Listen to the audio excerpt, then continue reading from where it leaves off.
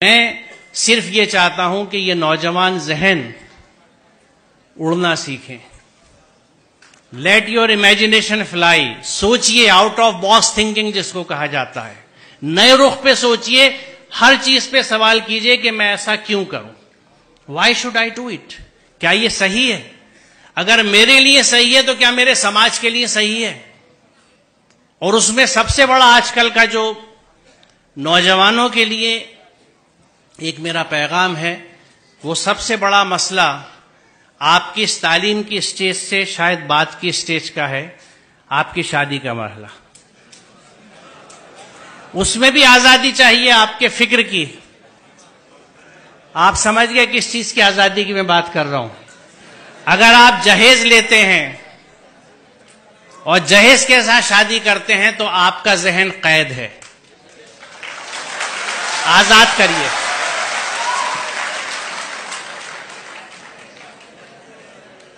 اور ایک اگر آپ کی سمجھ میں آئے تو ایک بات سمجھانا چاہوں گا، کیونکہ شاید اس کو سننے کے بعد، بلکہ دو باتیں جن کو سننے کے بعد شاید آپ سسرال کے پیسے کی طرف نہ دیکھیں.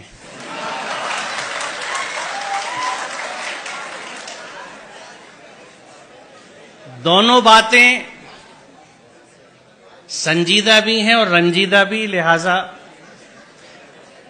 پہلے سے معافی مانگ لیتا ہوں اگر آپ کو دکھ ہو. پہلی بات یہ، میں یہ سمجھتا ہوں کہ یہاں اکثریت مسلمانوں کی ہے، اور جو مسلمان اپنے آپ کو کہتا ہے وہ اللہ کے ہر حکم کو مانتا ہے. مسلمان کا مطلب یہ ہے. پورا قرآن ہم پہ فرض ہے. سورہ قصص 85 دیکھ لیجئے گا. ان الذی فرض علیک القرآن لا ردک الی معاد. فرض علیک القرآن. اسی قرآن میں جہاں خمر اور میسر سے ممانعت ہے، تو خمر کو تو ہم نے کہہ دیا کہ شراب، اور میسر کا ترجمہ کیا جوا، یہ حرام ہے، ان سے بچنے کا حکم ہے قرآن میں.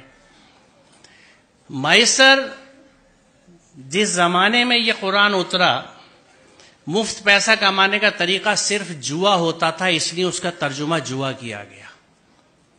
میسر کا اصل معنی مفہوم ہے ایزی منی. ہر وہ پیسہ جو بنا محنت کے ملے وہ میسر ہے، جس میں جہیز آج کے زمانے میں سر فہرست ہے، لہذا حرام ہے. یہاں عربی کے پروفیسرز بھی بیٹھے ہیں، شاید اسلامک اسٹڈیز والے بھی ہوں، نہ ہوں تو آپ مل لیجئے گا، پوچھ لیجئے گا کہ میسر کا مفہوم کیا ہے. وہ پیسہ جو بنا محنت کے حاصل ہو، ہر طرح کا. اس میں جوا بھی ہے، سٹا بھی ہے، ریس بھی ہے، اس طرح کی اسٹاک مارکیٹس بھی ہیں جن کو سٹا ہی کہا جاتا ہے. یہ سب حرام ہے. ہم اگر مسلمان ہیں، بڑے افسوس کی بات ہے کہ ہم اپنے آپ کو مسلمان بھی کہتے ہیں اور مفت کا پیسہ بھی لینے کے چکر میں لگے رہتے ہیں. اس ذہن سے آزاد ہونے کی ضرورت ہے. دوسری چیز،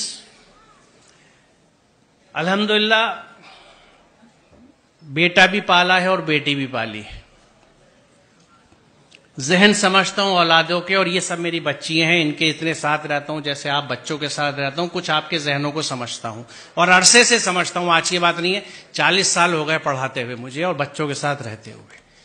اس تجربے سے میں آپ کو بتا رہا ہوں کہ بچی اپنے ماں باپ سے بہت محبت کرتی ہے. آپ اپنے گھر میں دیکھ لیجئے گا، اپنی بہنوں کو، اپنی ماں کو دیکھ لیجئے گا، میں کیسے کتنا بڑا رشتہ ہے ان کا. آج بھی نہیں بھولی، کبھی کبھی اس پہ جھگڑا بھی ہو جاتا ہے. بچی ماں باپ سے بہت اٹیچ ہوتی ہے. بچی کبھی اس بات کو نہیں بھولتی کہ اس رشتے کے لیے میرے ماں باپ نے کتنی تکلیف اٹھائی ہے اپنے سمدھانے کی ڈیمانڈز پوری کرنے کے لیے. جو بچی اس دکھ کے ساتھ آپ کے گھر میں آ رہی ہے، وہ آپ سے اور آپ کے گھر والوں سے کبھی سچی محبت نہیں کر سکتی. لکھ لیجیے. آپ بہت برا سودا کر رہے ہیں. رشتوں کی بنیاد محبت اور عقیدت پہ ہوتی ہے، انسیت پہ ہوتی ہے. سر کٹانے کی تمنا اب ہمارے دل میں ہے، ایک جذبہ ہوتا ہے، یہ ہے محبت. آپ اس سب کے بدلے میں چند ٹکے لے لیتے ہیں.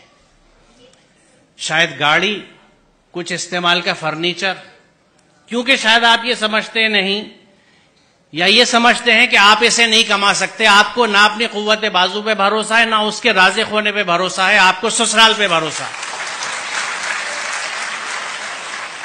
سوچئے ذرا، اس سے بڑی نامردی کی کوئی مثال نہیں ہے.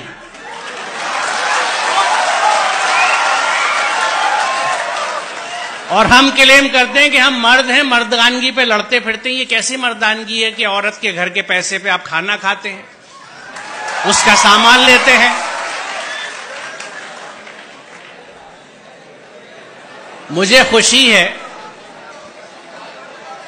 کہ اتنے ویہمنٹلی آپ نے اس کنسپٹ کو ریسپونڈ کیا ہے، اور مجھے یقین ہے کہ یہاں کے 90% بچے یقیناً اس پہ عمل کریں گے، کیونکہ جو جوش اور جذبہ آپ دکھا رہے ہیں. تو آج کی اس یوم آزادی کی صبح پہ یہ طے رہا، یہ پلیج لی ہم نے کہ ہم اس ذہن سے آزاد ہوں گے، ہم اپنی محنت کا کھائیں گے، اپنی محنت سے پیسہ لیں گے، میسر نہیں لیں گے، جہیز نہیں لیں گے. بہت شکریہ. خدا حافظ.